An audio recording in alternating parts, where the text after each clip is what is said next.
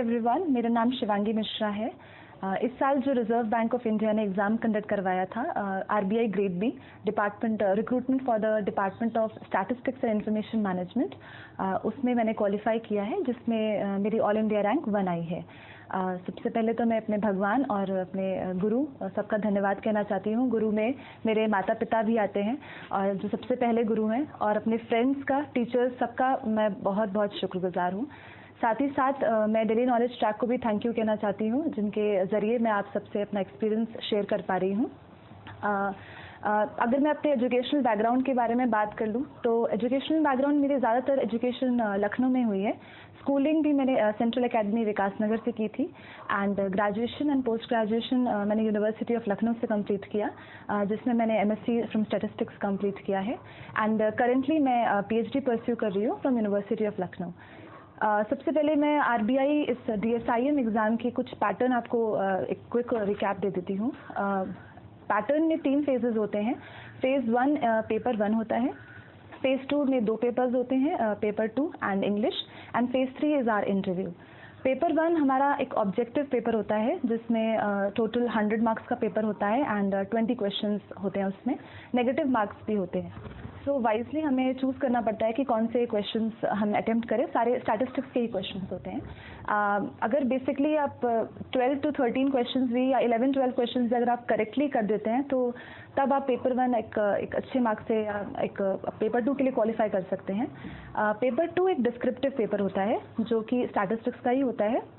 उसमें सेक्शंस होते हैं, जिसमें आपको 5 क्वेश्चंस अटेम्प्ट करने होते हैं, not more than 2 from each section. तो आप उसमें भी अपना सिलेबस है, जो कि आप नोटिफिकेशंस में भी चेक कर सकते हैं, जिसमें आपको हर टोटल 5 क्वेश्चंस हर सेक्शन में, या जितने सेक्शंस आप करें उसमें आपको देखना पड़ता है। बाद में पेपर 3 होता है, जो कि फेज़ 2 में ही इंग्लिश का पेपर होता है। मैं ये भी बताना चाहूँगी कि पेपर 2 जो डिस्क्रिप्टिव पेपर था, वो ऑनलाइन में स्क्रीन रहती है, एंड क्वेश्चन पेपर ऑनलाइन होता है, एंड आपको आंसर शीट दी जाएगी, उसमें आपको अपने आंसर्स लिखने होंगे।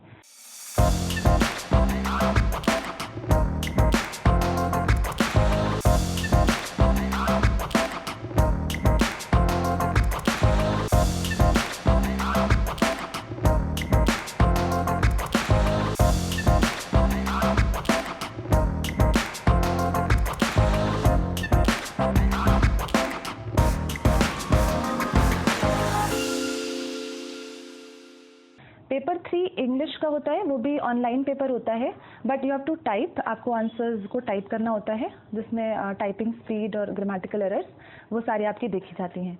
तो इंग्लिश का पेपर भी 90 मिनट्स का होता है, एंड पेपर 2 भी 100 मार्क्स का होता है, एंड वो 3 घंटे का पेपर होता है।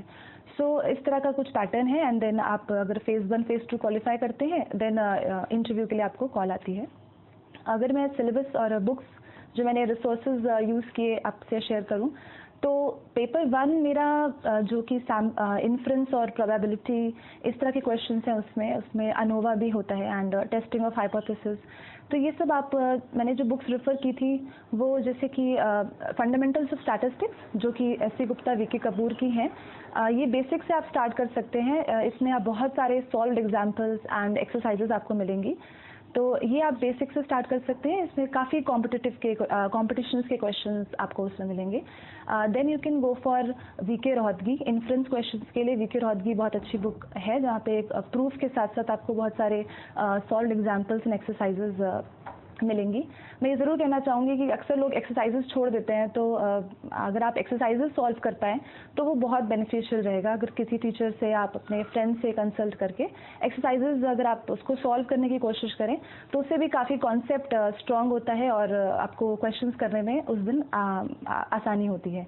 साथ ही साथ पेपर 2 में जब सैम्पलिंग आती है, एंड सैम्पलिंग में मैंने सुखात में एंड दरोगा एंड अपने पीएससी के नोट्स को मैंने रेफ़र किया था।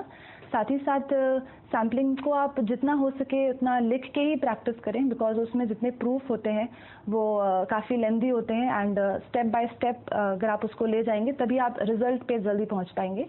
एंड मल्टीवेरिएट के लिए मैंने एंडरसन की बुक को रेफ़र किया था एंड एक और बुक आती है जॉनसन एंड जॉनसन, वो बुक भी बहुत अच्छी है। अगर आप जैसे कभी कुछ एडवांस टॉपिक्स होते हैं मल्टीवेरिएट के जो और कहीं नहीं भी मिलते, तो वो भी पूछे जाते हैं कभी कभी आरबीआई में, तो उसे भी अगर आप अच्छे से पढ़ लें, प्रूफ के साथ कुछ एग्जाम्पल्स उसके सॉल्व कर लें, तो कॉन्सेप्ट आपका इजीली क्वालिफाई उसको आप समझ पाएंगे। Then linear models and econometrics के लिए मैंने एनपीटीईएल के ही नोट्स को देखा था और शलभ सर के कुछ आईआईटी के नोट्स हैं जो कि आपको इजीली ऑनलाइन अवेलेबल है, वो आपको मिल जाएंगे। उसके आप खुद के नोट्स बना लें लीनियर मॉडल्स के, तो वो भी इजीली आपको समझ में आएगा। इकोनोमेट्रिक्स के लिए मैं स्पेशली कहूँगी कि गुजराती एंड मडाला की बुक काफ़ी अच्छी है, जिसमें बहुत सारे कॉन्सेप्ट्स हैं एंड आप उसको हर एक कॉन्सेप्ट को अच्छे से देखेंगे, जिसमें मल्टी कोलिनियरिटी को भी अगर एक टॉपिक भी अगर आप उठाते हैं, मल्टी कोलिनियरिटी है, ऑटो कोरिलेशन है, उससे रिलेटेड एग्जांपल्स आप ज़रूर सॉल्व कर लें। बिकॉज मैं बताना चाहूँगी पेपर 2 जो होता है आरबीआई का, वो एक उसमें सिर्फ प्रूफ ही नहीं, उसमें न्यूमेरिकल्स भी आते हैं। तो अगर आप उस कॉन्सेप्ट से रिलेटेड न्यूमेरिकल्स लगाएंगे तो वो ज़्यादा आपको और भी बेनिफिशियल वहाँ पे होगा, बिकॉज वो ज़्यादा अच्छे से कॉन्सेप्ट समझ में आएगा। सो बिकॉज वहाँ पे ऑनलाइन कैलकुलेटर अवेलेबल है, तो उसमें भी अगर आप प्रैक्टिस कर रहे हैं, बिकॉज जनरली हम लोग नॉर्मल कैलकुलेटर्स यूज़ करते हैं, ऑनलाइन उतना हाथ सेट नहीं हो पाता, तो ऑनलाइन कैलकुलेटर्स वहाँ पे मिलेगा, तो वो भी आपको थोड़ा सा हाथ सेट करना पड़ेगा उसमें।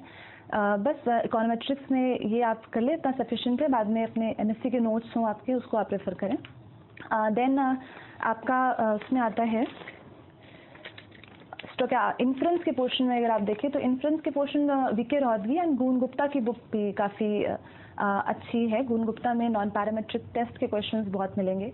नॉन पैरामेट्रिक टेस्ट के क्वेश्चंस अक्सर आ जाते हैं आरबीआई में, तो वो भी आप देख लें।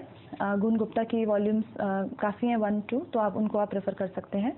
एंड एनी न्यूमेरिकल एनालिसिस, अगर आप आईएसएस की तैयारी कर रहे होंगे तो न्यूमेरिकल एनालिसिस भी आपका प्रिपेयर हो जाएगा। एंड कंप्यूटर टेक्निक्स में ज़्यादा मैंने वो ऑप्ट नहीं किया था, बट ये कि मेरा था कंप्यूटर, तो मैंने उसे बैकअप के लिए रखा था कि अगर कोई क्वेश्चन नहीं आता है तो मैं कुछ क्वेश्चन कंप्यूटर के भी ऑप्ट कर सकती हूँ।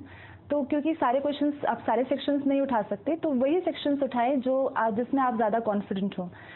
5 क्वेश्चंस में अगर आप 3 या 4, 3.5 या 4 क्वेश्चन भी आप अच्छे कर पाएँ, तो ये पेपर अच्छे मार्क्स से आप क्लियर कर सकते हैं।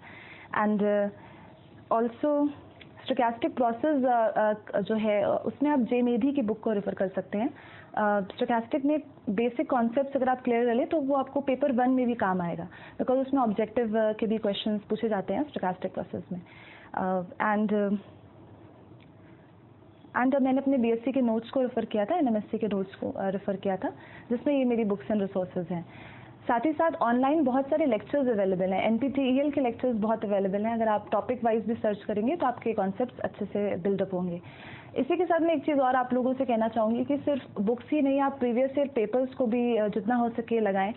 जितने भी आपको स्टैटिस्टिक्स के प्रीवियस ईयर पेपर्स मिले, आरबीआई के तो बहुत कम अवेलेबल हैं, लेकिन जितने भी हैं उन्हें आप एक्चुअली पैटर्न तो आपको पता चल ही जाएगा।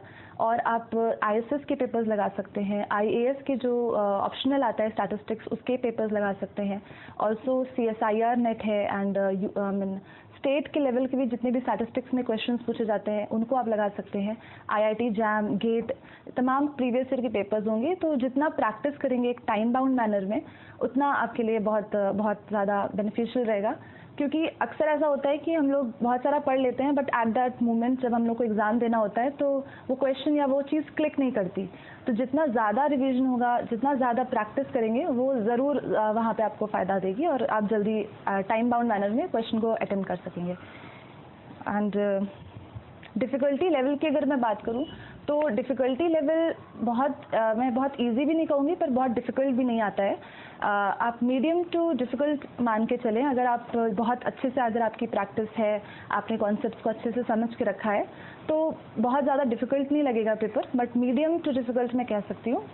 इंग्लिश का पेपर हो, चाहे पेपर 1 है पेपर 2, आप ज़्यादा डिफ़िकल्ट आपको नहीं लगेगा, बट मीडियम टू डिफ़िकल्ट ज़रूर इसका लेवल रहता है। एंड इंग्लिश, अगर आप पेपर 1 पेपर 2 के बाद इंग्लिश में अगर मैं देखूं तो इसमें हमारे पास प्रेसी होता है, एक रीडिंग कॉम्प्रहेंशन आता है, and then we have an essay writing also. तो ऐसे ज़रूरी नहीं है कि ऐसे मतलब इकोनॉमिक इश्यूज़ पे ही ऐसे आए हों, जितने भी करंट टॉपिक्स उस वक्त चल रहे होंगे, करंट न्यूज़ में चल रहे होंगे। मुझे याद है कि मेरे एग्ज़ाम में ऐसे आया था, ऑनलाइन एजुकेशन पे मैंने चूज़ किया था, तो 3-4 आपको ऐसे के लिए ऑप्शंस दिए जाएंगे जिसमें मैंने इस टॉपिक पे ऐसे लिखा था।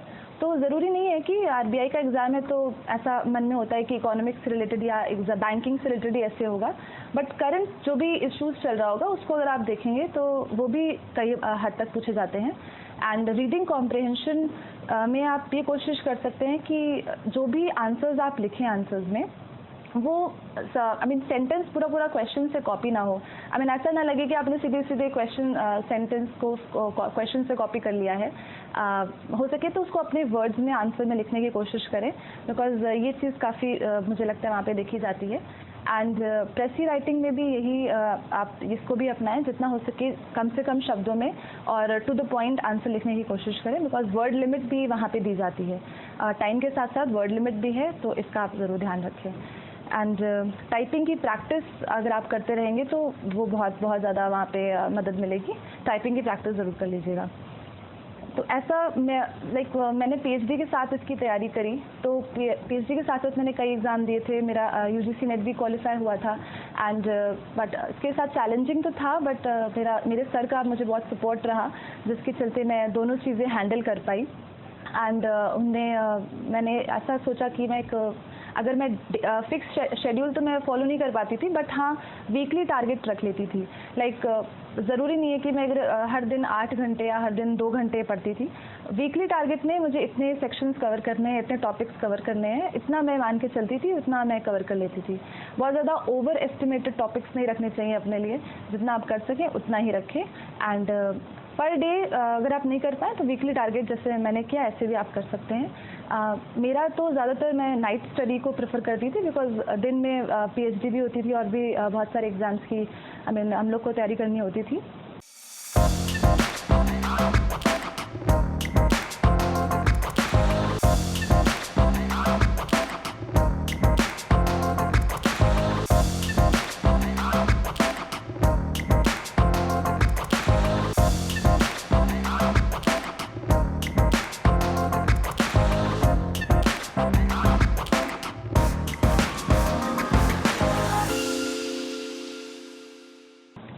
नाइट स्टडी में मैं करती थी एंड टाइम बाउंड मैनर में टाइमर अगर आप लगा लें तो लिख कर जितना हो सके उतना प्रैक्टिस करें, वो आपको काफ़ी मदद मिलेगी। एंड साथ ही साथ मैं कहना चाहूँगी कि जैसे ये मेरा 3rd अटेम्प्ट था, तो इसमें जैसे फर्स्ट अटेम्प्ट में सेकंड अटेम्प्ट में इन सब चीज़ों मैंने एक चीज़ ये सीखी कि आप ये कर सकते हैं कि जो भी एग्ज़ाम हो उसके स्पेसिफिक आप पढ़ाई करें। बहुत ज़्यादा एलैबोरेट ना करें अपने रिसोर्सेज को, बहुत ज़्यादा इधर उधर ना भागें, कंसाइज पढ़ाई करें, जैसा पैटर्न है उसके स्पेसिफिक पढ़ाई करें, तो आपको जल्दी निकालने में उसमें आसानी होगी। बिकॉज ऐसा अक्सर होता है, हम कोई प्रूफ कहीं पढ़ेंगे और कोई प्रूफ कहीं, तो वो चीज़ वो आप एट दैट एंड आप कंफ्यूज हो सकते हैं। तो कोशिश करें कंसाइज वे में पढ़ाई करें। एंड रिसोर्सेज भी आपको बहुत ज़्यादा एक्सपैंड करने की ज़रूरत नहीं है, लिमिटेड रखें। जितना भी पढ़ें अपने खुद के नोट्स बनाएं और ज़रूर वो आपको ज़्यादा याद रहेंगे। साथ ही मैं ये बोलना चाहूँगी कि प्री और मेंस में समय बहुत कम मिलता है। मेरे में प्री में जब क्वालिफाई हुआ, रिज़ल्ट आया, वो भी मार्च में था और मेंस भी मार्च में था, तो 12 दिन या 10-12 दिन ही मिले थे मेंस की तैयारी करने के लिए। तो आप ये समझ लीजिए कि मेंस में आपको बस तैयारी करने का समय नहीं मिलेगा, आपको रिवाइज जो भी होगा उसको बस रिवाइज ही करना है। जितना हो सके आप रिवाइज करें, तो मेंस आपका ईजिली रिवाइज होकर आप अच्छे से दे पाएंगे। एंड इंटरव्यू के लिए आपको एम्पल अमाउंट ऑफ टाइम मिलता है। मेरा रिजल्ट जून में आया था एंड मेरा फिर इंटरव्यू अगस्त में हुआ, so there was an ample amount of time. आप अच्छे से तैयारी कर सकते हैं इंटरव्यू के लिए। एंड अक्सर ऐसा होगा कि आपको ऐसा लगेगा कि क्वेश्चंस नहीं हो रहे हैं, या फिर समटाइम्स डिप्रेशन फील हो सकता है, आपको ऐसा लगेगा कि ये भी नहीं हो रहा है, तो आप ऐसा बिल्कुल ना सोचें। ब्रेक लेना बहुत ज़रूरी है। आप जो भी आपको अच्छा लगे, अपने फ्रेंड्स से बात करें, अपने माता पिता से बात करें, आप बाहर जाएं, घूमें। अगर सोशल मीडिया चलाते हैं, एक्टिव रहते हैं, तो वो भी आप करें। कोई मुझे लगता है कंट्रोल्ड वे में कोई भी चीज़ की जाएगी तो वो कोई प्रॉब्लम नहीं क्रिएट करेगी। एंड ये एक जर्नी है, इससे आप जितना हो सके उतना हर मोड़ पे अपना बेस्ट दें, बिकॉज ऐसा नहीं है कि कोई पॉइंट आएगा एंड आप सफल हो जाएंगे। इसको एक जर्नी की तरह माने। एंड इसी के साथ मैं आप सबको शुभकामनाएं देना चाहूँगी। All the best.